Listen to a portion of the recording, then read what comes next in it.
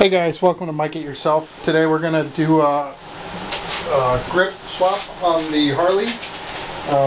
We're going to go from these, I don't know what these are, these are kind of cheap grips. They're very solid, so you get a lot of vibration when riding, as I mentioned in my first ride video. So we're going to be swapping these out to these air cushion ISO grips from AVON. Heard they're supposed to be really good, but more helpful to minimize the amount of vibration coming through the hands.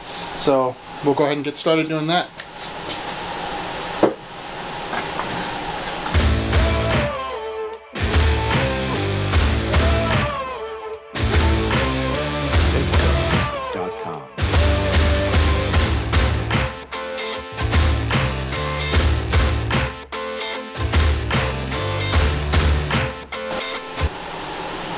Okay, so we've got the control there off of the handlebar, and if any of y'all remember changing out your grips when you rode bicycles, once these grips are on, they're pretty good. The easiest way to take them off is usually getting soapy water in there. So we're going to go ahead and do that. I'm just going to stick a little probe in there, put a couple squirts of, I'm going to use actually WD because it's just right here next to me, but that'll loosen her up and we can pull that grip off.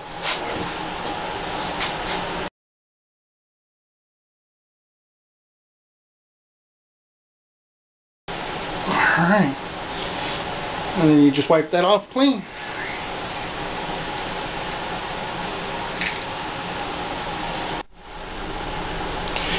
Okay, according to the instructions for the these grips here, it says for the old 95 and older Harleys, we need to cut this this piece off here, this plastic piece, I guess, that goes into the controls area of the newer bikes.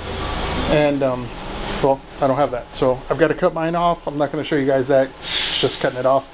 I did add some tape here for better gription.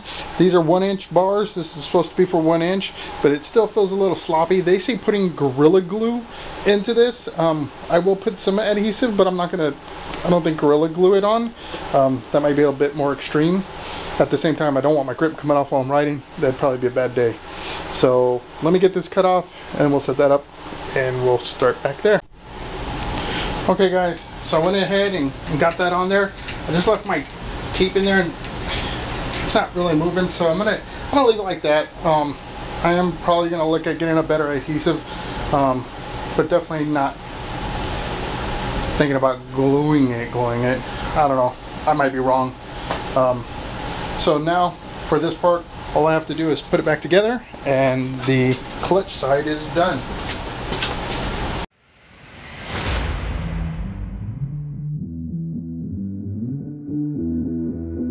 TakeTones.com.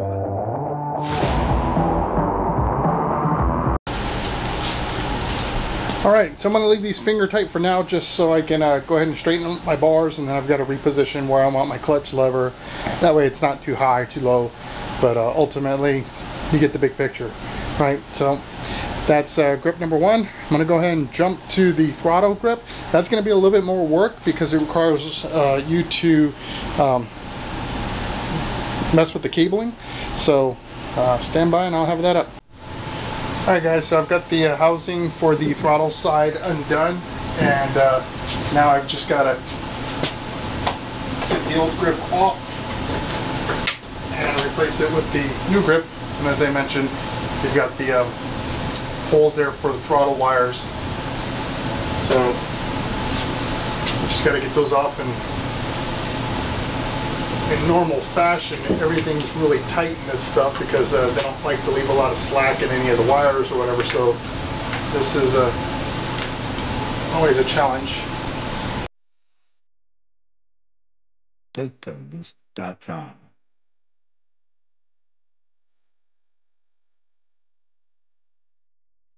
TakeTones.com.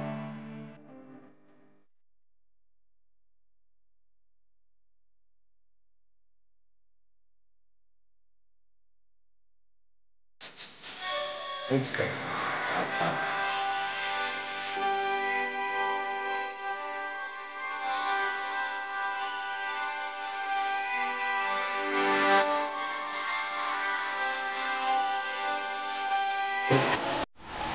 Okay, so we've got both grips on, looking good.